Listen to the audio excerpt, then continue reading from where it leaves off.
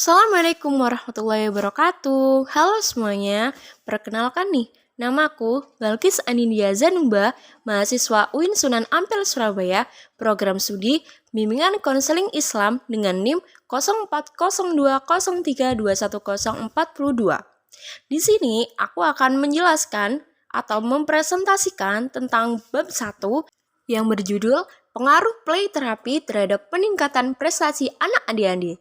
Yuk, simak. Rumusan masalahnya adalah bagaimana pengaruh play terapi terhadap peningkatan prestasi belajar pada anak adik-adik. Dan tujuannya adalah mengetahui pengaruh play terapi terhadap peningkatan prestasi belajar pada anak adik-adik.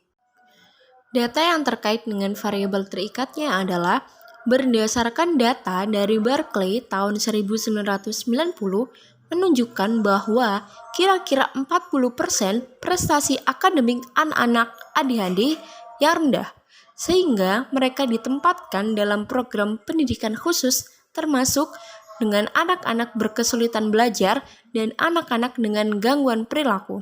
Sehingga angka yang dikeluarkan dari sekolah pada anak-anak adik-adik lebih tinggi, yaitu kira-kira 10% saat ujian atau kelulusan.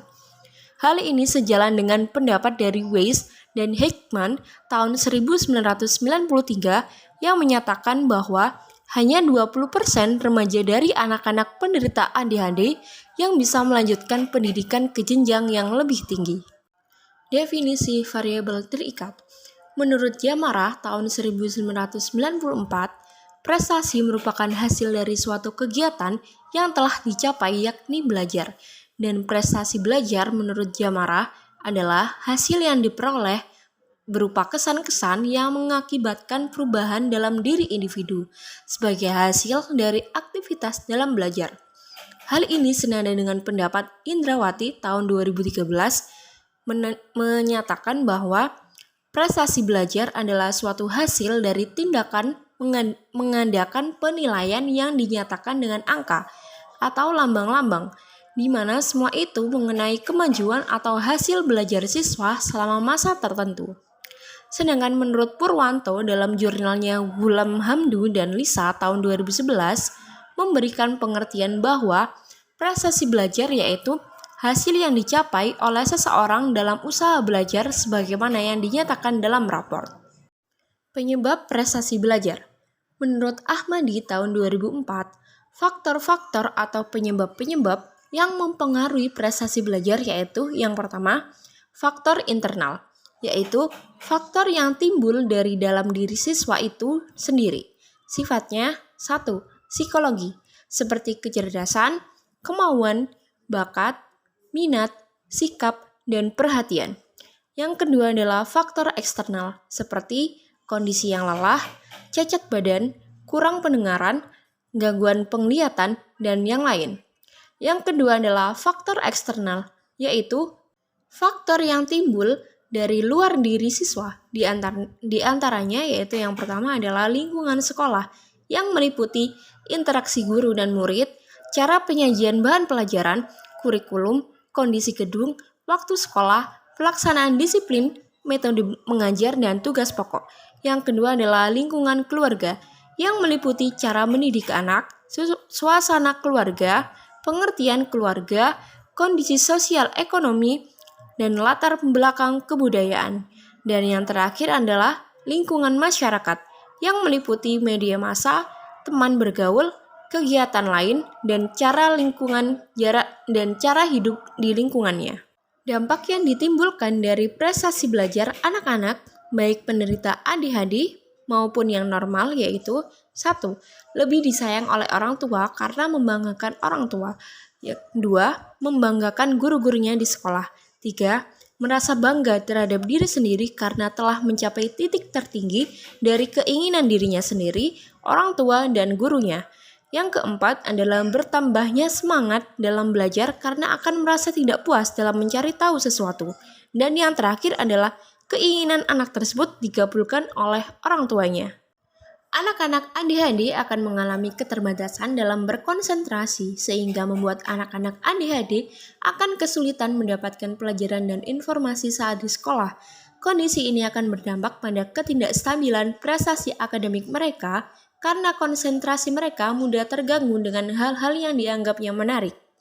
Konselor sekolah akan terus berusaha membantu siswa ADHD dengan batasan-batasan dan profesionalitas seorang konselor sekolah dengan cara penekanan dan peningkatan konsentrasi belajarnya karena konsentrasi belajar merupakan ranah penanganan konselor. Konselor sekolah juga dapat memberikan layanan konseling individual dengan menggunakan teknik-teknik dalam konseling behavioral atau yang lainnya untuk membantu mengontrol tingkah laku siswa penderita ADHD, serta membantunya untuk lebih berkonsentrasi terhadap proses belajarnya, sehingga anak ADHD bisa mendapatkan prestasi belajar. Konselor sekolah juga dapat membantu siswa penderita ADHD untuk memahami apa yang diharapkan dari dirinya. Alternatif solusi dalam membantu konsentrasi atau meningkatkan prestasi dalam belajar yaitu menggunakan play therapy, di mana play therapy ini digunakan sebagai cara untuk membantu anak ADHD dalam mengkomunikasikan ide dan perasaannya mereka ketika penalaran abstrak dan kemampuan verbal yang dibutuhkan untuk mengartikulasi perasaan, pemikiran, dan perilaku mereka yang belum berkembang secara optimal. Menurut Schaefer dan Reed tahun 2001, play therapy atau terapi bermain merupakan salah satu alat untuk membangun komunikasi terutama bagi anak-anak penderita ADHD untuk dapat mengungkapkan permasalahan yang sedang mereka hadapi dengan cara yang menyenangkan, santai, dan terbuka. Selain itu, menurut Landry tahun 2002, mendefinisikan play therapy sebagai hubungan interpersonal yang dinamis antara anak dengan terapis yang terlatih dalam prosedur play therapy yang menyediakan materi permainan yang dipilih dan memfasilitasi perkembangan suatu hubungan yang aman bagi anak untuk sepenuhnya mengekspresikan dan mengeksplorasi dirinya, seperti perasaan, pikiran, pengalaman, dan perilakunya melalui media bermain. Tahapan dalam play therapy menurut Indriani tahun 2011 terdiri dari 3 tahapan, yaitu tahapan awal, tahapan pertengahan, dan juga tahapan akhir. Tahapan awal dilakukan dengan cara membangun kepercayaan serta raport dengan anak ADHD dengan cara active listening and reading situation atau mendengarkan secara aktif dan membaca keadaan sang anak, dan unconditional acceptance atau penerimaan tanpa syarat, mencoba memberikan bantuan pada anak dan berkomunikasi penuh kesabaran dengan anak tersebut. Yang kedua adalah tahapan pertengahan.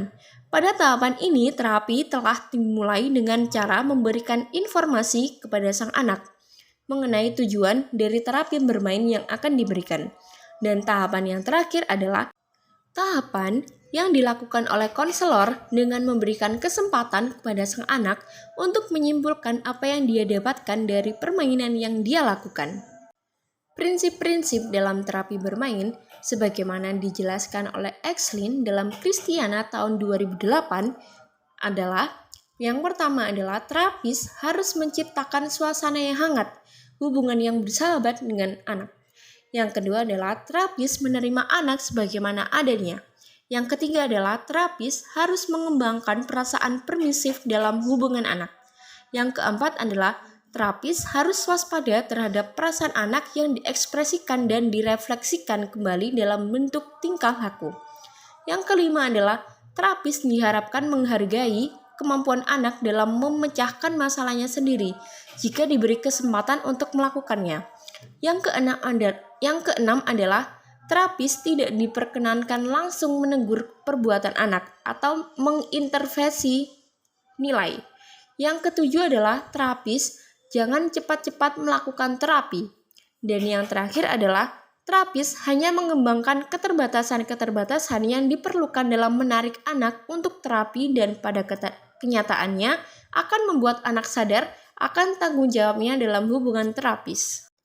Sekian presentasi dari saya. Kurang lebihnya mohon maaf dan sampai jumpa.